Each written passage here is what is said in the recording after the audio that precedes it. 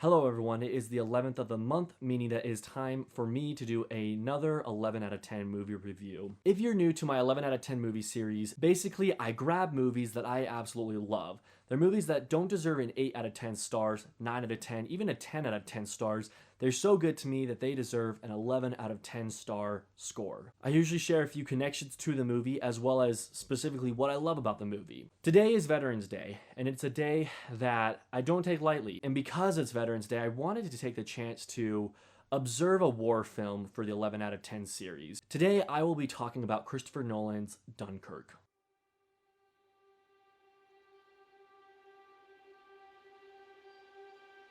To give you a little background on my experience with Dunkirk, I saw it for the first time in theaters. And I'm not gonna lie, the first time I saw it, my friends had really overhyped it for me. They both said that it was in their top 10 movies of all time, and so I had very high expectations going into it. I mean, I already have high expectations because it's a Christopher Nolan film, and you know how good his movies are. And when I finally did see it, it was good. It wasn't until I saw it a second time that I realized, wow, this movie really is a masterpiece and it deserves all the praise that it is getting. I think the reason that Dunkirk stands out above other war films is because it still has that Christopher Nolan touch to it. He's dealt a lot with time as well as other dimensions and so many other things. And so when you hear he's making a war film, you have to think to yourself, all right, what can he add to the war genre of movies? And he does it. Like, he adds his own spin to the war genre. While it is a war movie, it definitely still is a Christopher Nolan movie. This video will have spoilers for Dunkirk, and so if you do not want spoilers, don't watch this video.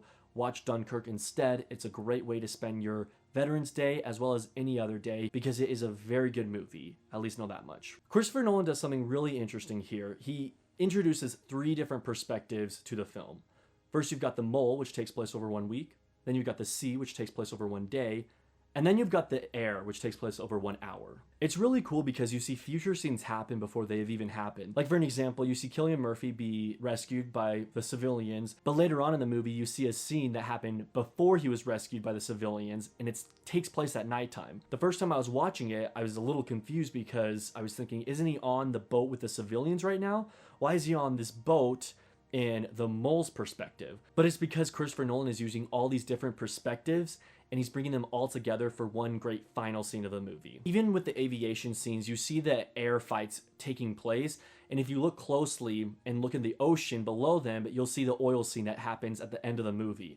And so it's just really cool the way he filmed this movie. It kind of reminds me of Memento, actually. And to me, Christopher Nolan's choice to film the movie this way, it really proves that he wasn't going for a character-driven film. He was going for the event of Dunkirk. One of the biggest complaints I hear about Dunkirk is that there isn't enough character development. I don't agree with it personally, because I feel like if Christopher Nolan was going for character development, instead of making Dunkirk, he would have made 1917. But he wanted to focus on the event of Dunkirk. And it only made sense that if you're going to film a movie about Dunkirk, let's show all the perspectives of Dunkirk. Let's show everything that happened with the event, not just one. Hans Zimmer is one of my favorite film composers out there. In fact, he may be my favorite. It's a toss-up and it changes every day. But he's a film composer that his scores stick with me after I watch the movie. I listen to them on Spotify and I want to watch the movie again, even if I've just watched it. For Dunkirk, he creates one of his best scores. It's a very intense and thrilling score. He was nominated for an Oscar for Best Original Score the year that this came out. He lost to Shape of Water, which I personally disagree with. I like the score in Dunkirk a lot more than Shape of Water, but that's just my opinion. Sometimes I'll listen to the score of Dunkirk while I'm doing my homework, and let me tell you, it makes the experience of doing homework way more intense. One of the greatest things about Dunkirk is it really drives home the message of the horrors of war. The characters in this movie, they literally go through hell. There's an entire ship with wounded soldiers that is sunk. There's one with live soldiers trapped in the ship that's torpedoed and sunk. Soldiers are taken prisoners, some are burned alive. It's so horrifying that there's that iconic scene that the soldier on the beach just walks straight into the water and drowns himself because he would rather die than live another moment on the beach. War is straight up horrifying, and I know I'm not adding anything new to the table. I know that this is common knowledge and that everyone knows this, but I gotta be honest, I feel ashamed of myself sometimes because I'm complaining that I have to watch 2 YouTube ads in a row. Are you kidding me? Like, these people went through so much And that's what my complaint is. Watching war films like this makes me want to be a better person. It makes me want to serve others and live life more purposefully. Live a life of serving others. And one horrifying thought within itself is just thinking of all the lives that were lost in war. But there are so many more lives lost than just those on the battlefield.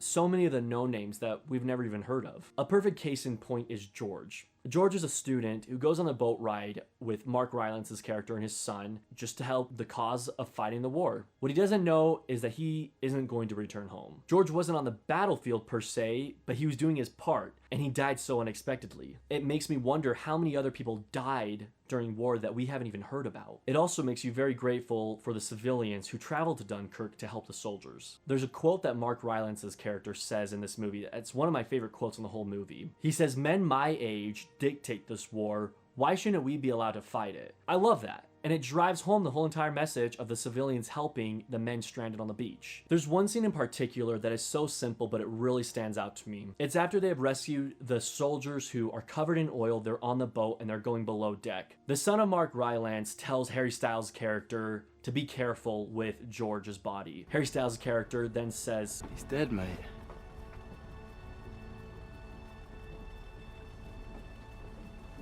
So be bloody careful with him. After that, Cillian Murphy's character comes on shot. He didn't hear what just happened, but he asks the son, is he going to be okay?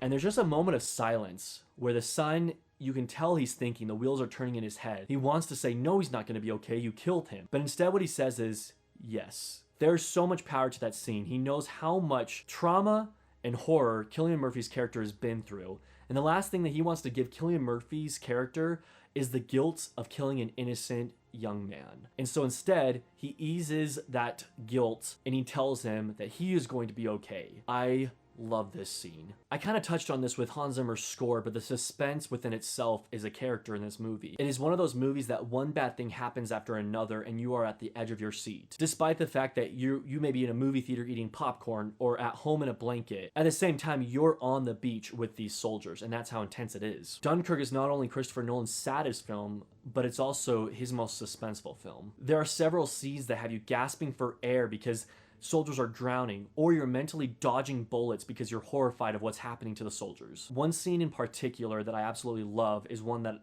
I've nicknamed Target Practice. It's the scene where the soldiers are trying to escape the island, and what they do is they board an abandoned boat and hope that the current will take them out to sea and get them off the island. What they don't realize is while they're waiting several hours, mind you, not a lot of people take into account that they wait several hours on the boat, but while they're waiting for the boat to sail them away, a bullet comes through the boat. At first they think that they've been spotted, that the Germans have found out that they're on the boat, but they then realize that they haven't spotted them at all. They're just simply shooting the boat for fun. Because the Germans see an abandoned boat, they want to have fun, so they start shooting at the boat. Little do the Germans know that the enemy is in the boat. This scene is absolutely horrifying because you don't know where the bullet is going to land next. You know that it's coming, but you don't know where it's going to end up. And I think it's one of the most suspenseful scenes of the whole movie. Even on rewatch, it still messes with me. Christopher Nolan studied quite a few movies in preparation for filming Dunkirk, two of which were Saving Private Ryan and The Wages of Fear.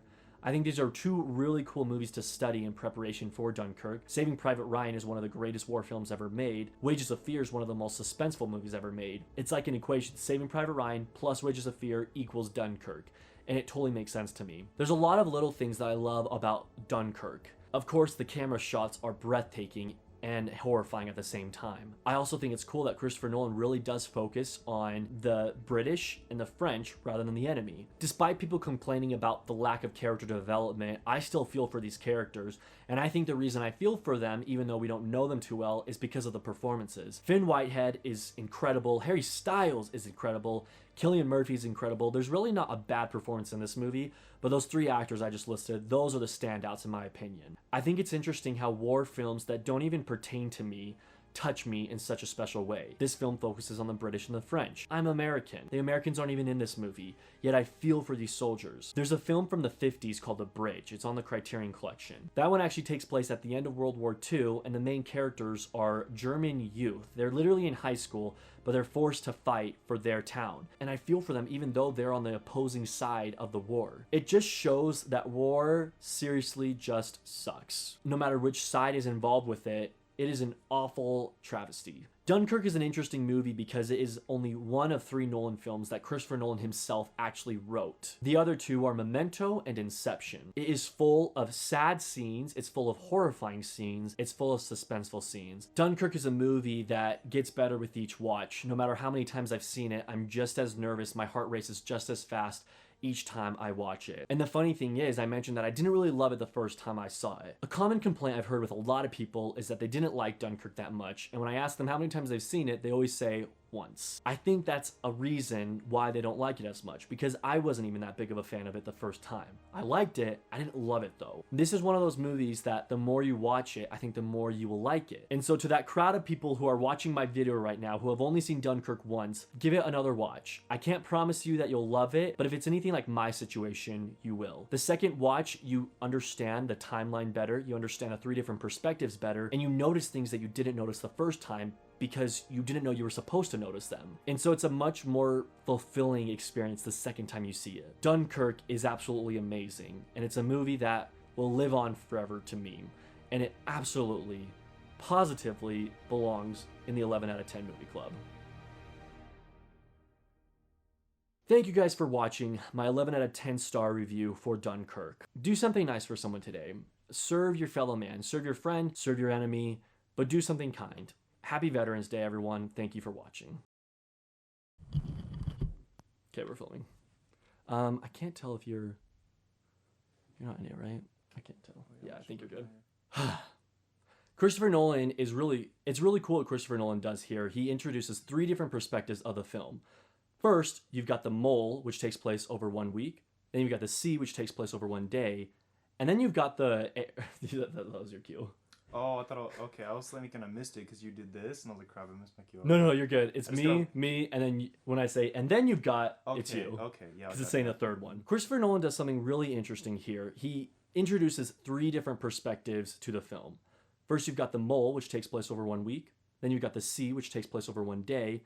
And then you've got the air, which takes place over 1 hour. Perfect. Thanks. You did it, man. I did it!